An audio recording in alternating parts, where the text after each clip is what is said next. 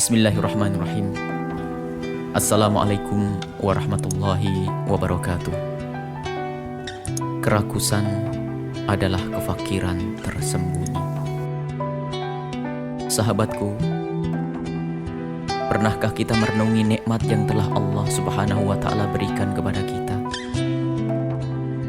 Semenjak kita dilahirkan, atau bahkan semenjak terbentuknya segumpal darah di perut ibunda kita hingga detik ini, Allah Subhanahu wa Ta'ala dengan kasih dan rahmatnya tiada henti-hentinya mencurahkan nikmatnya kepada kita. Baik nikmat yang pernah dan selalu kita pinta, atau yang tidak pernah kita pinta. Akan tetapi, kenapa semakin hari kita terus merasakan kekurangan? Padahal jika kita melihat baju yang kita kenakan, makanan yang kita makan saat ini, semua jauh lebih baik jika kita banding dengan masa-masa yang lalu. Dahulu orang tidak merasa malu mengenakan baju yang bertambal atau makan hanya dengan ikan asin atau telur dadar yang kadang dicampur dengan tepung untuk bisa dibagi dengan saudara yang lainnya. Kendaraan hanya delman atau sepeda, engkol. Namun justru yang demikian itu amat terasa sekali bahwa itu adalah nikmat besar dari Allah Subhanahu wa Ta'ala.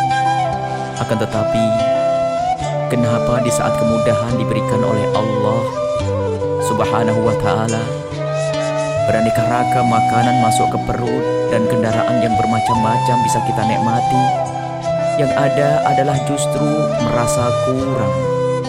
Jangankan bersyukur, menyadari kalau itu adalah nikmat saja belum bisa.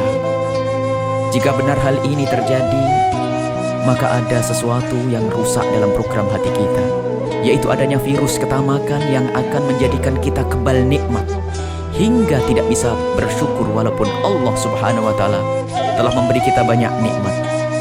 Virus yang akan menjadikan orang kaya seperti tidak punya apa-apa. Virus yang merusak kinerja hati kita.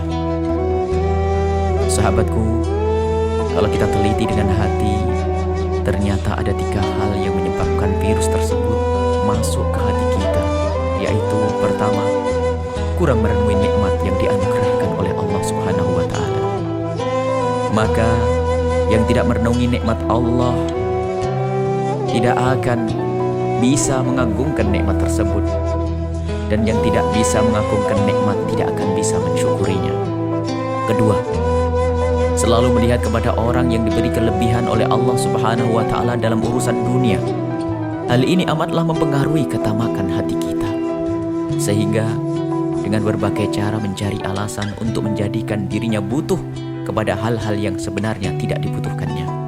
Ketiga, adanya kesombongan yang telah menjadikan seseorang gengsi melakukan kesederhanaan, ingin selalu dilihat dan diperhatikan oleh orang lain dengan segala kelebihan, baik dalam pekerjaan, cara berpakaian, makanan, minuman, tempat tinggal, dan kendaraannya. Padahal, jika kita semua kembali kepada kesederhanaan dan ketawadhuan yang diajarkan oleh Rasulullah Sallallahu Alaihi Wasallam, maka tidaklah kita akan tersiksa dengan gengsi dan gaya hidup. Dan jika kita mendahulukan yang halal dan diridhoi oleh Allah Subhanahu Wa Ta'ala, maka tidaklah kita akan tersiksa dengan kesederhanaan dalam hidup kita. Sungguh, jika kesadaran akan hal ini telah ada di hati kita, maka menjadi tukang becak dan tukang kebun jauh lebih mulia dari seorang direktur yang korup. Menjadi tukang batu jauh lebih mulia dari seorang ustadz yang menjual agamanya demi dunia. Menjadi pekerja yang jujur jauh lebih mulia dari seorang saudagar yang curang.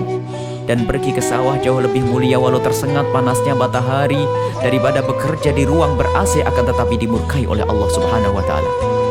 Begitu juga jika menjadi orang kaya, menjadilah orang kaya yang diridhai oleh Allah Subhanahu wa Ta'ala karena kaya yang tidak tamak. Menjadi ustadz yang mulia di hadapan Allah karena tidak tamak. Dan menjadi apapun, menjadilah orang kaya yang sesungguhnya, yaitu kaya hati, dengan menjadi orang yang tidak rakus akan dunia dan pandai mensyukuri nikmat Allah Subhanahu wa Ta'ala. Buya Yahya. Wassalamualaikum